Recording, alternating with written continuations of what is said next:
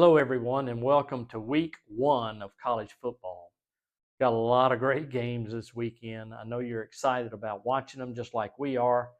Let's turn it over to James and talk a little bit about week one college football.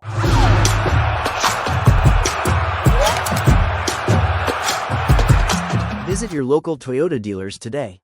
Toyota, let's go places.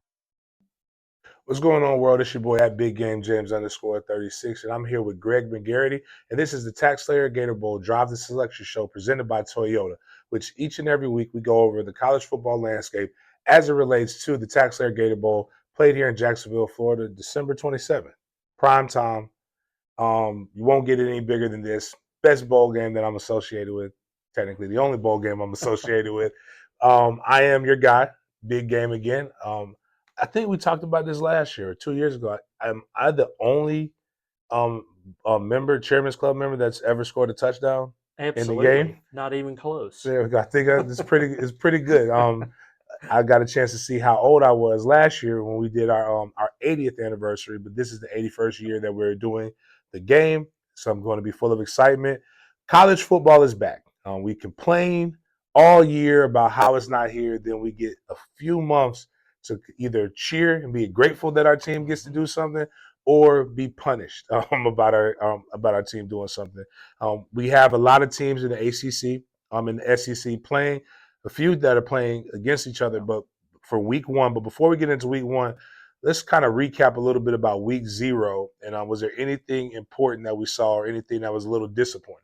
Well, the only thing that affected us was Stanford, member of the ACC, losing to Hawaii. And really, I think anytime you have these conference ACC teams and SEC teams playing non-conference opponents, you want them to win because it certainly helps their prospectus to be able to play in our bowl game. So every win is crucial, especially those outside the conference. All right, so this weekend, again, going into week one, giving us more and more football, more and more excitement of things to be to bring up. What are some games that we need to be paying attention to and checking out this week on the SEC side? Wow, where do you start? I mean, we start really no games involving each conference on Thursday, but my gosh, Friday Auburn at Baylor. It's a huge game for Auburn to get on the road, and Georgia Tech at Colorado. I think Georgia Tech's got a really good team this year, so a lot going on there. And then Saturday's just full. Syracuse at Tennessee, Texas at Ohio State, Alabama at FSU, LSU at Clemson. And then, heck, it goes into Sunday, Virginia Tech at South Carolina, and Notre Dame and Miami. And then Monday, TCU at UNC and Bill Belichick's first game.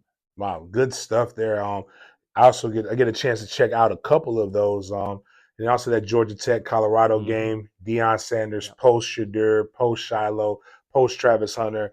What is he going to be able to do in Georgia Tech with what he's been able to do with getting that team really, really good, especially in the transfer portal. I'll give a shout out to Amari Harvey, young man from my alma mater, as well as we got a couple Jacksonville kids on that Georgia Tech team. So for the fan base to be able to check those out. You bring up a little small game that's happening in Tallahassee, Florida. FSU, Alabama. For the record, here at Jacksonville in Everbank Stadium for having the largest attendance was FSU Alabama back in 2007. What does that mean for if FSU is able to pull off an upset against Alabama? Well, it would certainly get a great start to the season after their 2-win season last year, and to get off on the right foot. And I know they're underdogs, but I think mainly people are going to see how do they stack up against Alabama. I don't think anybody's expecting Alabama to steamroll them, but that is a game that's very important. Maybe not towards the end of the season, but certainly getting off to a good start. And I know both teams want to get off to a good, solid start. Dober at Alabama, really good coach. Always year two, wherever he's at, you see an exponential bump. What does this mean for Alabama? If Alabama were to lose this game, what does that kind of mean for the reputation for Bama? But if Bama wins this game, what does it also say about his coaching style post-Saban era? Well, I think it sets itself up to really, you mentioned season importance. And this game, as we know last year, regardless of when you're playing great opponents, a loss there can really come back and hurt you in week 14. once all the chips are on the table. Because if everyone's equal or several teams are equal at the end of the year, they're going to draw back to either wins or losses, especially in these non-conference games. I think those are really pivotal, and a lot of those aren't on the radar to the national media, but they certainly are with us as far as certain other games that involve conference ACC and SEC teams against non-conference opponents. LSU versus Clemson at Clemson. Mm-hmm. Brian Kelly's kind of struggled in his openers against ACC opponents when he's got a chance to go up against that. Kind of what should people be looking for in that LSU Clemson game? I think it's all dependent upon the defenses, because Klubnik at Clemson is viewed as maybe the number one pick, and then you got Nussmeier, so you got a quarterback battle, but it's going to be down to the intangibles of the game. It's going to come down to who can execute or who can be mistake prone in those games, and usually they're just decided by one score. It's the way Southern Cal beat LSU last year in Las Vegas. Clemson struggled opening games in the past. Really be a telling game for both teams, and certainly the loser is going to be behind the 8 ball very early. Going back over to the SEC side, just with Texas versus Ohio State, defending national champion, playing against Texas with a really, really good coach and tons of recruiting. And also the Big Ten. Who's the superior conference, the Big Ten or the SEC? What does a loss do to Texas? And is it just a blemish? Does it not matter if Texas runs the table? What are your thoughts on that? Yeah, I just think the loser is obviously going to be disappointed, but in no way, shape, or form are they going to be out of the race, because you're dealing with the number 1 team and number 3 team. So those are the type of games that can really only help you. They can't really hurt you. So 2 juggernauts going after it. I think it's going to be a lot of fun to watch. It's starting at noon, so they're going to have to get up early and get ready to go, and I think it should be a great game.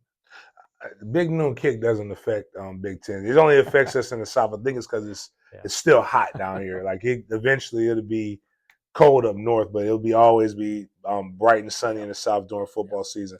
The last one we talked about briefly, but really on Sunday, good match. I'm going to go scout that game personally. Notre Dame at Miami. Notre Dame, again, doing really, really well under their coach. Miami's doing very good with the hype and the branding side of things, but still haven't won anything that matters. What does this do for Miami to beat a brand like Notre Dame? And also, what would it mean for Notre Dame to be able to come into Miami and potentially beat the Hurricanes? I think it kind of works both ways. I think Miami has always started off strong in Gainesville last year, and they have a veteran quarterback there. So, Notre Dame losing might put them back a little bit, because they've got a really tough schedule coming up with some big games.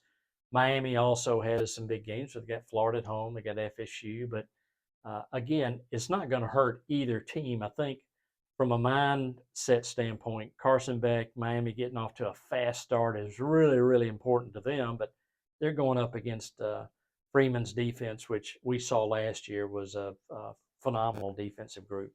Also a really, really good running back. Nothing I love more than great running back play. Let's bring this back to what we're actually discussing and what brings us here, which is the TaxSlayer Gator Bowl, played here December 27th in Jacksonville, Florida. What are some of the keys that people need to realize in picking? Trying to be smarter than the insiders. How do we pick the game? What are some of the criteria? Well, the ACC is very prescribed.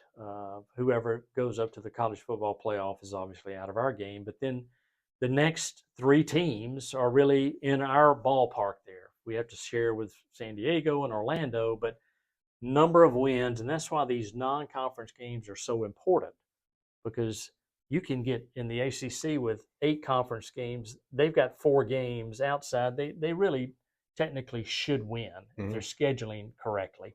And maybe one of those would be really tough. But I just think that that's going to play into a big part. And the SEC is much more just toss some balls in the air and hope you get the right pick. We know we can't have Ole Miss, but who knows? It's just we thought we were in great shape with Florida last year. It turned out, a 7-win Florida team could not trump a 9-win Ole Miss team. So things go on that you just can't predict. And so we're just, when you're not in control of things, it makes it kind of difficult. But we're going to try to control what we can control and do our best to advocate who we would like to have in our games. But at the end of the day, it all depends on what the conference tells you who you're going to have playing the game. So things have changed a little bit, but still there's some work we can do behind the scenes to try to advocate for our game. What are some of the non-qualifiers? Well, you can't have repeat games. You can't have in the ACC. They've got a rule to where teams that have participated in your game the last 2 years can't play in our game, so that eliminates Duke and Clemson. The SEC would not send Ole Miss back here. Would they send Kentucky? Probably not, because they've been here often. So you can't have any games that are scheduled for next year either. So those are some factors that prevent teams from playing in our game. But we're okay. We don't have Duke and Ole Miss. We're going to be fine. And perhaps as the season goes on, there are going to be some teams that pop up that you don't expect. So that's the intrigue of our bowl game. A lot of things happening to where people didn't expect, in week one to happen, and who knows. I just feel like we're going to have a good game this year, and luck will be on our side. So things we can't have: Florida State, we can't have. Miami, we can't have. Right. We'll never have Florida State and Miami.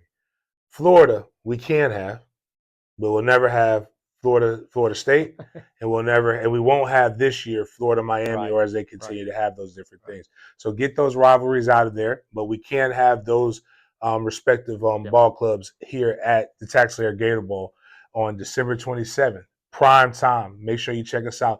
Also, make sure you tune in each and every week with me, Big Game James _36, and Greg McGarity, as we bring you the TaxSlayer Gator Bowl's Drive the Selection Show, presented by Toyota. Again, where we're going to talk about the college football landscape, past and present and future, as it relates to the TaxSlayer Gator Bowl. Make sure you get your tickets. Make sure you join Chairman's Club. Make sure you look at all of the different things that we do in the community and around the Jacksonville area. Appreciate you guys for chopping it up with us. We will see you guys next week.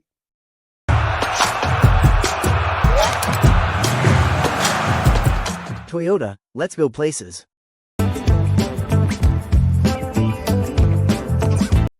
We're back for another Off the Field update. Excited to tell you all things going on with Gator Bowl charities and within our membership.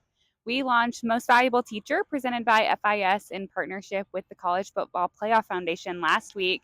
If you are new here, it is one of our favorite programs where we get to every week throughout college football season award a teacher here in Northeast Florida with a $1,000 grant to use in their classroom. So it is a completely random draw. The teachers are nominated this year. So it is a nomination process only. So if you know a great teacher in Duval County, Clay County, St. John's, or Nassau County, you can click below in this email or go to taxslayergatorbowl.com/MVT to nominate a teacher. And then, like I said, we'll randomly draw and hop into a school to surprise them. We're going on our first surprise next week. We'll be excited to show you guys who that lucky teacher is. I also will just note, it's really hard to do this each week. If you guys, we should just say this on the front side. We'll apologize on the front side for two reasons. It's difficult to think about new and fresh and exciting things to talk to you guys about because we always wonder if you're listening. So just let us know if you're listening. But second, exciting and also hard down here, there's a lot of construction. So as we stand today, you all know we've moved from the stadium into WJCT, but to this direction, they're building the Four Seasons and the Jaguars' new office building. So if you hear clanking, that's from that construction. On this side, they're building a new fire station. So we'll apologize in advance for the noise, but exciting things happening in the sports complex. Because football starts this week, it's officially week one. We heard that from James and Greg, some exciting football this weekend. It also means that membership is back in full force. So our membership is closed now to new members as we start the season. So our Green Jacket class is full. We have closed Chairman's Club membership for this year. However, if you are interested in membership or would like to refer someone for membership, we will begin inviting people to events from prospecting. So just let myself or Aaron know if there's someone you'd like to bring. We'd be gracious. We'd be happy to have them as our guest. We'll kick off the season this week on Thursday, so that I guess is tonight, with our member kickoff party, and it will be at the beach at a location you only get to know if you're a member. So check your email. You probably got something today. We have a member social next week, followed by college football 101 with the ladies, followed by Chairman's Club weekend. So it's a very, very rapid kickoff of the membership season. We look forward to seeing all of you, getting back in the routine of seeing you each month. And as I said, if there's someone you would like to introduce to us for membership, we'd love to have them as our guest sometime this fall in preparation for the 2026 membership season. So as Kayla mentioned, look below for all the key information. And we look forward to seeing you guys tonight at the member event. See you soon.